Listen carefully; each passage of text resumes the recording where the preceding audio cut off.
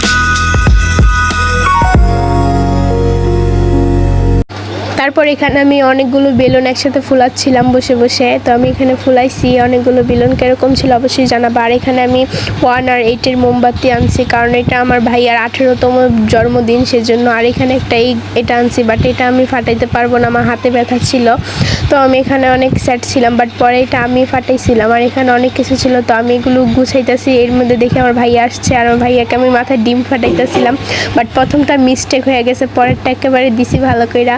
তারপরে ইচ্ছা রকম আটা দিছি। আমার এখানে অনেক মজা লাগতেছিল, আমি ওখানে অনেক শয়তানি করতেছিলাম, দেখো ওকে কী করছি আমি, আমার কাছে অনেক ভালো লাগতেছিল। ওকে পুরো একদম, আর বলতেছিল আর 3 মাসের অপেক্ষা, তারপরে তোমার অবস্থা এরকম করবো। তো আমি এখানে অনেক হাসতেছিলাম এটা শুনে, দেখো ওর কী অবস্থা, আমি নিচে থেকে উঠা ওরে দিতেছিলাম, এখানে অনেক মজা লাগতেছিল।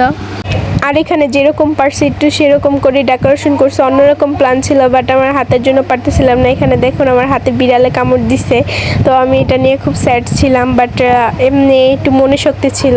সো এটা আনছি। কেক কীরকম হয়েছে অবশ্যই তোমরা কমেন্টে জানাবো, আমার কাছে অনেক ভালো লাগতেছিল কেকটা। আর এখানে অনেক সুন্দর করে সাজিয়েছি, দেখো 18তম জন্মদিন, সেজন্য 18 মোমবাতিটা সাইডে রাখছি। আর এখানে তো আমার কাছে অনেক ভালো লাগতেছিল এখানে। আর আমি এখানে আমার ফাইনালি আমার ভাইয়ের জন্মদিনটা করতেছি, তো তোমরা দেখতে থাকো।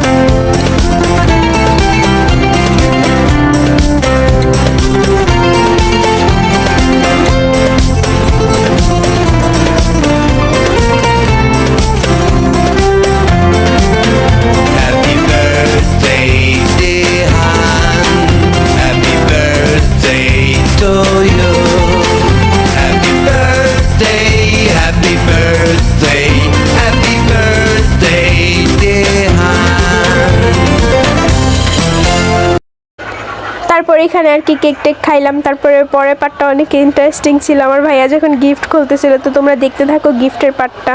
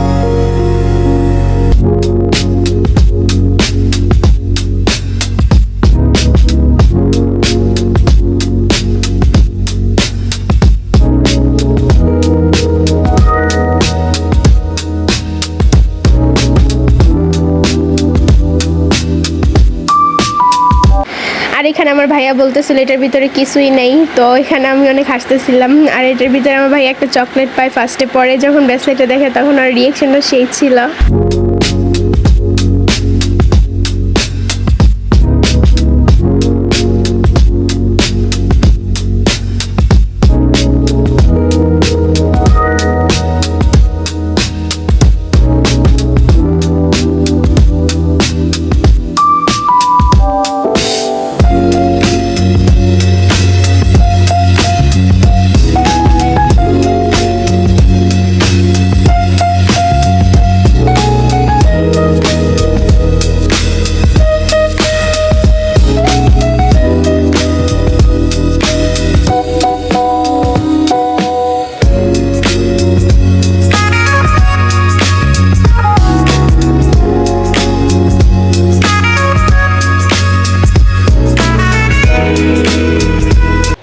আমি এখানে আমার ভাইয়ার ব্রেসলেট কেনার সময় আমার একটা আংটি পছন্দ হয়েছিল, এটাও আমি কিনে আনি। আমার কাছে অনেক ভালো লাগতেছিল, আংটিটা অনেক সুন্দর ছিল, স্টোন করা কালো পাথরে।